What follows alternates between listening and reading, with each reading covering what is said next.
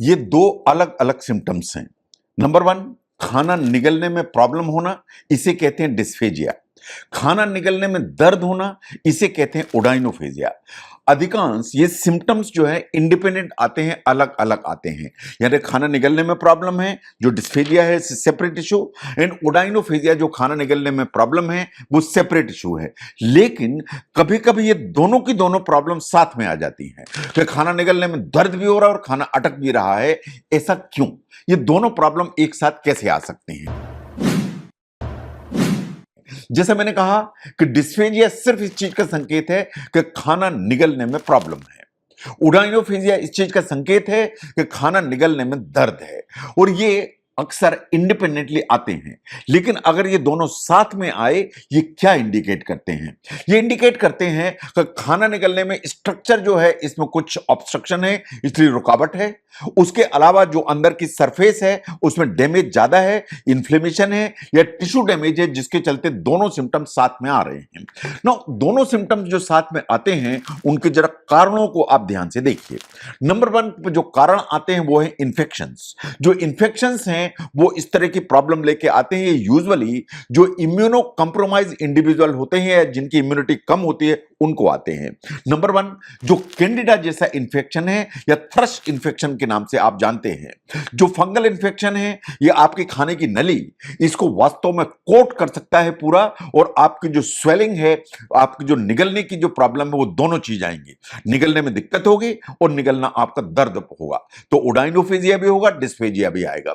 ऐसे ही जो viral infection है जैसे हर्पीस के जो वायरस जो करते हैं खाने की नली में प्रॉब्लम, उसमें भी दोनों जो सिम्टम्स हैं वो एक साथ आ सकते हैं। तो नंबर वन जो है वो है इंफेक्शन।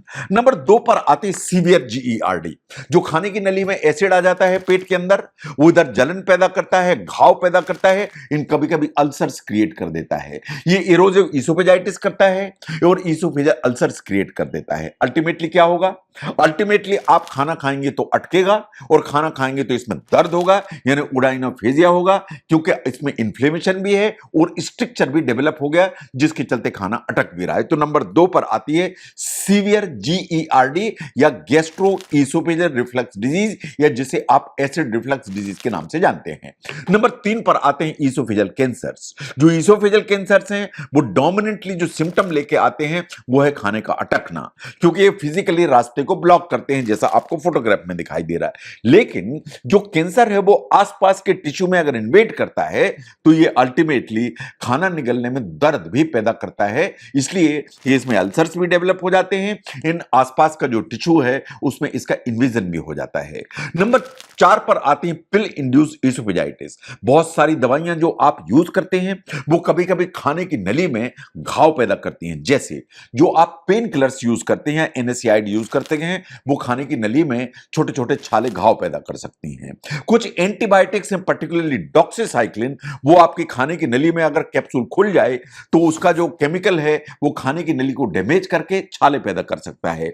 जो भी इस तरह की सिम्टम्स आएंगे सडन आएंगे, अचानक आएंगे। दर्द, खाना निगलने में प्रॉब्लम, खाना निगलने में दर्द, खाना निगलने में खाना अटकना, और ये सिम्टम्स अचानक ही आते हैं जब भी आपने डॉक्सीसाइक्लिन जैसा एंटीबायोटिक लिया, कुछ पेन किलर लिया या बिसफॉस्फोनेट जैसी कोई दवाइयां ली तो। नंबर पांच पर आती है इओसिनोफिलिक इसोफेजाइटिस। ये एलर्जिक कंडीशन है, ये इम्यून कंडीशन है। आपकी जो खाने की नली है उसमें इन्फ्लेमेशन हो जाता है, हल्की सी नर्विंग हो जाती है उसमें, तो खाना आप जो खाते हैं वो अटकता है, ऐसा लगता है कि सब स्टिक किया हुआ है, डिस्कंफर्ट है, और इसके अलावा ये पेन भी लेके आता है। नंबर छह पर आता है कास्टिक इंजरी। गलती से आपने कुछ तरह की चीज पी ली, जैसे स्ट्रॉन्ग एसिड है, जैसे सल्फ्यूरिक एसिड है, हाइड्रोक्लोरिक एसिड है, या आपके टॉयलेट क्लीनिंग के लिए जो एसिड रखा हुआ है वो गलती से आपने पी लिया तो आपकी जो है ना जान पे बनाएगी। अल्कली आपने इस तरह का इस्तेमाल कर लिया तो बहुत प्रॉब्लम क्रिएट करेगा। इमीडिएट सीवियर टिश्यू डैमेज करने की ताकत रखते हैं ये एसिड, और ये आपकी स्वेलिंग या निगलने की जो प्रॉब्लम है ऑलमोस्ट इमीडिएट हो जाती है और ऑलमोस्ट इम्पॉसिबल हो जाता है कि आप कुछ पी पाएं या कुछ खा पाएं। तो निगलने में दिक्कत, इन एक्सट्रीम पेन, तो इसलिए कास्टिक इंजरी नंबर 6 पर है एंड बहुत प्रॉब्लम। नंबर 7 पर है रेडिएशन थेरेपी।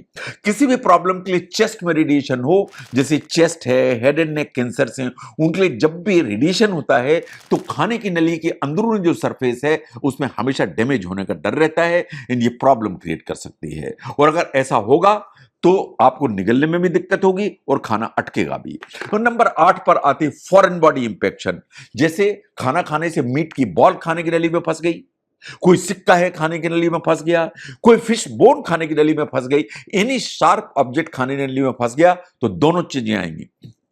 नंबर 1 खाना निगलने में दिक्कत होगी एंड नंबर 2 खाना निगलेंगे तो बहुत तेज दर्द भी आएगा, इसलिए कि रास्ता ब्लॉक हो गया इन खाने की नली में जो है ना हल्का सा डैमेज हुआ, उसके चलते प्रॉब्लम होगी। तो इसलिए इन दोनों सिम्टम्स को आपको हमेशा डिफरेंशिएट करने की जरूरत पड़ती है। ना जब भी इस तरह की सिम्टम्स आपको आते हैं तो कुछ रेड फ्लैग सिम्टम्स जो है ना जरूर पहचाने, इन द सेंस कि ऐसा तो नहीं है कि आपका अनइंटेंडेड वेट लॉस हो रहा है, कि बिना किसी प्रयास के वजन आपका कम हो रहा है, आपको बीच बीच में फीवर आ रहा है, आपको लगता है कि इतना ज्यादा निगलने में दिक्कत है कि आप अपनी लार नहीं निगल पा रहे हैं, या आपको लगता है कि कभी कभी वापस आ जाता है कुछ और जो रिगर्जिटेशन में वापस आता है उसमें कुछ रेडनेस या डाउटफुल ब्लड दिखाई देता है। अगर इनमें से कुछ भी वार्निंग साइंस हैं तो आपको अपने डॉक्टर से जितने जल्दी हो उतने जल्दी कंसल्ट करने की जरूरत है। तो जो खाना निगलने में प्रॉब्लम है वो डिस्फेजिया कहलाती है, खाना निगलने में जो दर्द है वो ओडाइनोफेजिया कहलाता है। कभी कभी ये दोनों सिम्टम साथ में आ जाते हैं कि आपने खाना निगला तो अटक भी रहा है और दर्द भी हो रहा है। ये दोनों सिम्टम्स अगर आपको साथ में आ रहे हैं तो उनके क्या कारण हो सकते हैं उसको समझने में इस वीडियो ने आपको हेल्प की, जरूर शेयर करें। मैं doctor V K Mishra from gastro liver hospital, Swaroop Nagar, Kanpur. Thank you very much.